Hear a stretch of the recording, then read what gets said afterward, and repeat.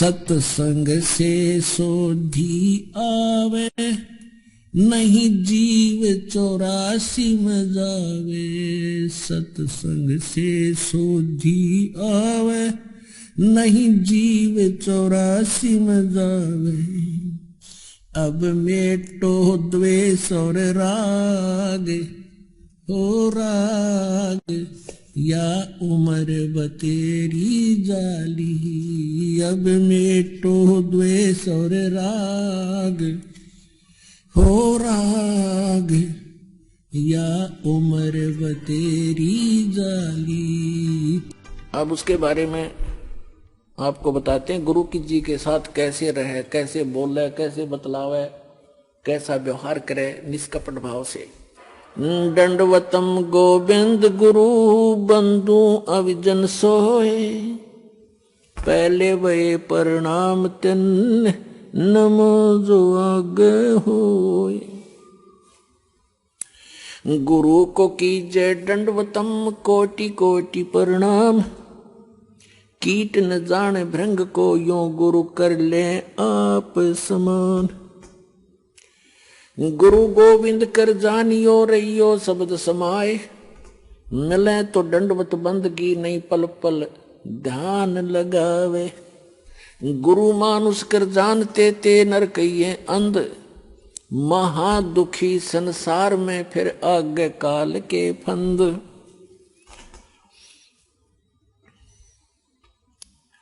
कबीरा ते नर अंध हैं गुरु को कहते और, हरि के रूठे ठोर है भाई गुरु रूठे नहीं ठोर।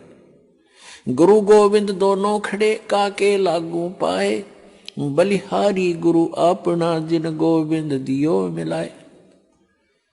अपने आत्माओं कितना महत्व है सच्चे सतगुरु का, कि जैसे उदाहरण आपको बहुत बार दिया है, जिस व्यक्ति के ऊपर आपदाएं आती हैं वो स्वयं स्वीकार करता है और कहता है कि मेरा राम रूठ गया, मेरा भगवान रुष्ट हो गया, आज मेरे ऊपर दुख पर दुख आ रहे हैं। और जिसके घर सुख होता है उसको अन्य आम व्यक्ति ही कहते हैं इसका राम राज्य है भाई, इसका भगवान प्रसन्न है इसके ऊपर। तो पुण्यात्माओं, पुण्यों से सुख होता है, पाप कर्मों से दुख होता है। जिनके पुण्य समाप्त हो गए तो उनका राम रूठ गया, उनका भगवान रुष्ट हो गया, उन पर दुख प्रारंभ हो गए। तो जैसे आप खेत में कहीं मजदूरी करने जा रहे हो या कहीं पर भी आप एकांत स्थान पर कोई मटका पानी का भर के ले गए और सारा दिन पीते रहे, जब तक पानी चला तो नो प्रॉब्लम, और पानी जल खत्म हुआ तो हुई प्रॉब्लम, प्यासे मर जाओगे। पुनः उसको नहीं भरा तो कहां जाओगे? हैंड पंप पर गए, कुएं पर गए। हम यहां हैंड पंप लेकर चलेंगे जिससे एक सटीक उदाहरण बन जाता है। एक तरफ तो हैंड पंप पर गए, मटका भर लिया, फिर आपत्ति समाप्त। जो आपत्ति आई थी जल के अभाव से वो ठीक होगी, वो बला टली। ऐसे ही जो पुण्यों के अभाव से आप पर आपत्तियां आ रही हैं, तो यही फिर राम नाम के पुण्यों का घड़ा फिर भर देंगे। कहां से? गुरु रूपी हैंड पंप पर जाना पड़ेगा अपने। तो ये समझ लिए गुरु जी हैंड पंप है और एक मटके में जल रखा है। एक तरफ हैंड पंप खड़ा है, नल है पानी का, एक तरफ मटके में जल भरा है। तो आपसे कोई ये कहे कि इस मटके भरा जल और एक तरफ नल, इनमें से कौन से को पसंद करोगे? तो इतना तो बेईमान होना ही पड़ेगा हमने, भाई नल चाहिए हमने, तो मटके का तो पानी शाम तक भी खत्म हो ले, और हैंड पंप मत कितने भर ले मटके तो अभी खत्म नहीं हो। तो कहते हैं वैराग नाम है त्याग का 5 पति सोमा। ये जो काम क्रोध लोभ अहंकार मोह कहते हैं, अब इनकी दिशा बदल लो। बेईमान हो तो दान करने पर हो, बेईमान हो तो ऐसा बेईमान ना करे, ऐसा लोभ करे जो भक्ति मार्ग में आपको सहयोग देवे। कर्म फोड़न का बेईमाना लोभ करना अनुचित है। तो परमात्मा कहते हैं गुरु गोविंद दोनों खड़े, मटके में जल तो समझ लो गोविंद, और नल समझ लो गुरु। इन दोनों में से कहते हैं किसके लागू पाए, आप उत्तर दे रहे परमात्मा, हमारी तो इतनी बुद्धि काम भी नहीं करे। बलिहारी गुरु अपना जिन गोविंद दियो मिलाए। धन है मेरा वो गुरु, वो नल का हैंड पंप, जिसने वो राम मिला दिया, जिसके अभाव से हम दुखी हो रहे थे वो पुण्य प्राप्त करा दिए। तो पुणात्मा परमात्मा कहते हैं गुरु मानुष कर जानते ते नर कहिए, अंध महादुखी संसार में आ गई यम के फंद। गुरु गोविंद दोनों खड़े किसके लागू पाए, बलिहारी गुरु अपना जिन गोविंद दियो मिलाए। कबीर हरि के रूठ से गुरु की शरण में जा, और कह कबीर गुरु रूठ गए फिर हर नहीं होत साए।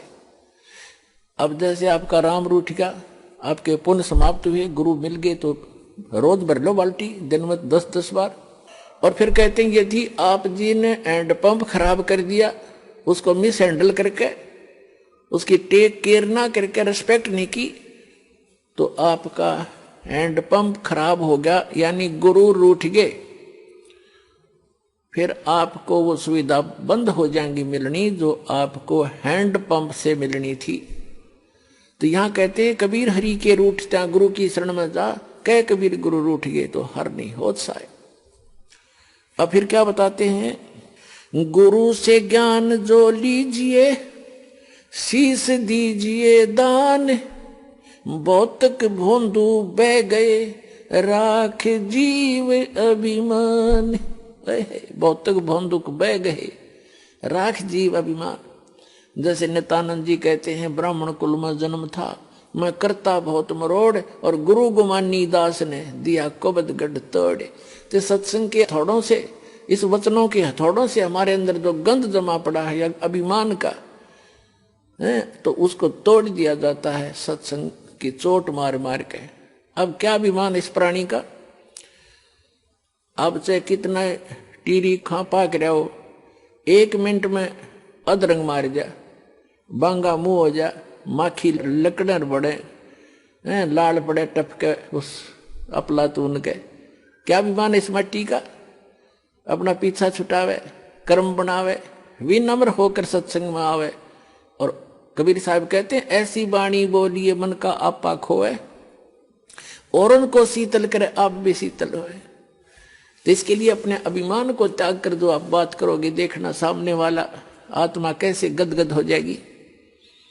तो एक भक्त के बोलने का, उसके चलने और बैठने का, उसके नजर और देखने का तरीका नॉर्मल होता है, और तभी वो भक्त कहता है। एक वैसे बकवादियों की तरह चल रहा है, बकवादियों की तरह चश्मे लाओ और नो टेढ़ा देखे, वो तो ढेढ़ आदमी है, भक्ति करता है चाहे ना करता है। तो सत्संग के अंदर आकर के सत्संगी कहला करके, भक्त कहला करके, उसमें भगत वाले गुण स्वाभाविक बन जाने चाहिए, तो सत्संग से उनका ज्ञान होता है। तो क्या बताते हैं, गुरु से ज्ञान जो लीजिए शीश दीजिए दान, और भौतुक भोंदू बह गए राख जीव अभिमान। गुरु समान दाता नहीं, याचक से समान, और 3 लोक की संपदा सो गुरु दीनी दान।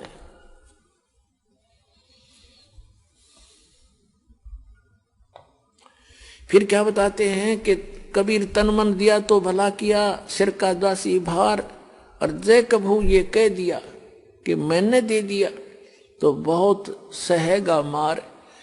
परमात्मा यहाँ तक कहते हैं जैसे, क्योंकि इस काल ने तो आपका भक्ति नाश कराना है, और आपने परमात्मा के इस ज्ञान से अपना इसको सुरक्षित रखना है। परमात्मा कहते हैं कि जैसे माता गर्भ को रख यतन बना, और ठेस लगे तो क्षण हो तेरी ऐसे भक्ति जा। जैसे किसी बहन को, किसी माई को काफी समय के उपरांत या कभी भी गर्भ रहा हो, और उसके उपरांत वो कितनी सावधानी बरतती है उस अपने लाल को प्रफुल्लित करने के लिए, सफल करने के लिए, सुरक्षित रखने के लिए। चलते समय भी ये सोचती है कि ऊंचे नीचे पे पैर ना टिक जा, कहीं झटका ना लग जा। रात्रि के समय सोते समय भी जब करवट बदलती है तब भी बहुत उदड़ कर पड़ती है, कहीं मेरे बालक का ठेस तो नहीं लगी।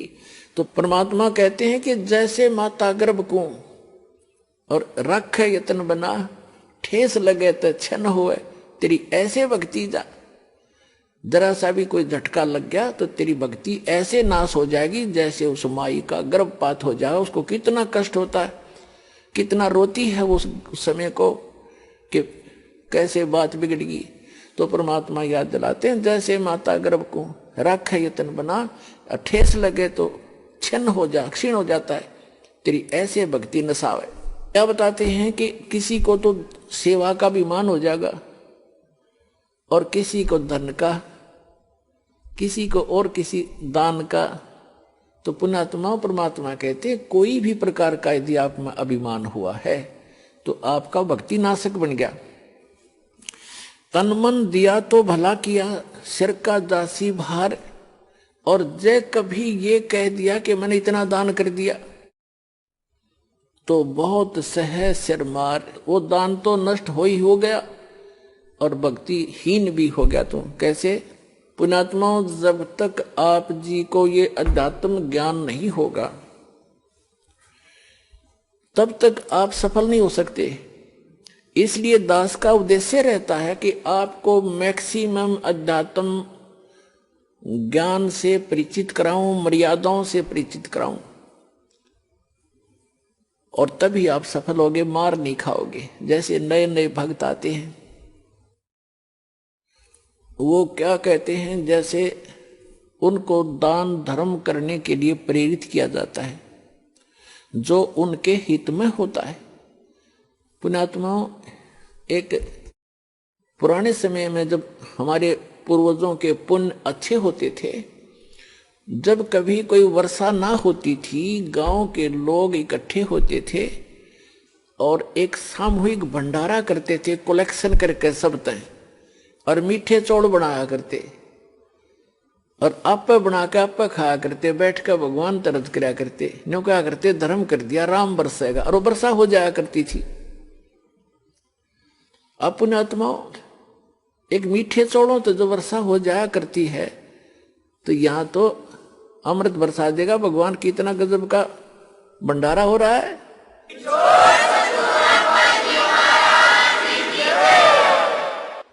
एक भक्त के साथ दो भक्त और व्यक्ति आगे, आम जैसे सत्संग में हम अलाउड करते हैं, आ जाओ भाई, आ जाओ, सत्संग भी सुन लेंगे। तो उन्होंने देखा यहां जहां भी सत्संग वाला चल रहा है कि क्या करते हैं, गरम गरम चाय की टैंकी भरी है और गर्मियों के दिन में कहीं नींबुओं के टोकरी की टोकरी भरी है, चीनी की बोरी खोल रखी है, और भगत काटे नींबू बिलाओ, पानी बनाओ, सिकंजी गुट गुट पियो, कोई खाना खा रहा है, कोई दूध पी रहा है, कहीं हलवा मिल रहा है। तो उन दोनों में से जो नए आए थे उनमें से एक कहने लगा, बोला भाई गांव में न्यू कर, वहां पर राम उतर रहा है, बोला राम आ रहा है, भगवान उतर रहा है। वो दूसरा बुद्धिमान था, वो कहने लगा, रहा ऐसा धर्म जहां पर हो, ऐसा धर्म हो रहा हो, वहां तो राम ना उतर रहा हो तो उतर जा।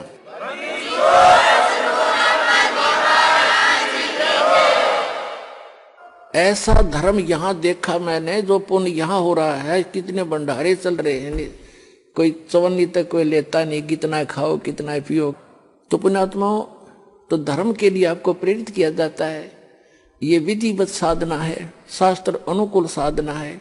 यहाँ का किया हुआ पुण्य आपको बहुत गना हो करके वापस भी मिलेगा और आपके गुड अकाउंट में लिखा जाएगा, वो अलग से। या आपको वापस जो मिलेगा ये तो आपका यूं समझ लो ब्याज ब्याज मिलेगा, मूल धन तो आपका जमा होता रहेगा। ये ऐसे जान लेना।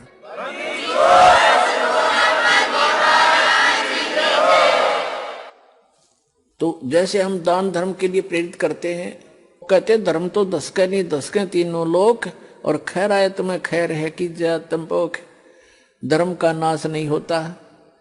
पुण्यात्माओं, एक दिन ये तीनों लोकों का भी नाश होगा, लेकिन आपका किया हुआ पुण्य वो कभी नाश नहीं होगा, आपके साथ सदा बना रहेगा। कहते धर्म तो धसके नहीं, धसके माने धर्म का नाश नहीं होता, ते धसके तीनों लोग और खैरायत में खैर है। खैरायत माने दान करण में ही आपकी खैर है, सुरक्षा है। और कीजिए आत्म पोख। अब यहाँ कोई भी भक्त आता है, खाना खाने नहीं आता, वो तो परमात्मा की महिमा सुनने आता है। और ऐसे साधु भाव में कोई भी आवेगा, यहाँ कोई आदमी नहीं आ सकता, किसी के पास आज समय नहीं है तो वैसे यहाँ जाए, वो परमात्मा की एक प्यारी आत्मा आता है, चाहे उसने वो नाम नहीं भी लिया है, ना लेना चाहता, यहाँ आने वाला व्यक्ति उस परमात्मा का एक वीआईपी समझ लो, उस भगवान की एक प्यारी आत्मा है, कुछ दिनों में समझ में आ जाएगी, उसका नाम भी ले लेगा। तो यहाँ भगत भगवान के लिए आया है, ना कि खाने के लिए। और ऐसे भगत को यहाँ खाना खिलाना, उसको भोजन में सहयोग देना भंडारे में, इसके पुण्य की कोई गिनती नहीं।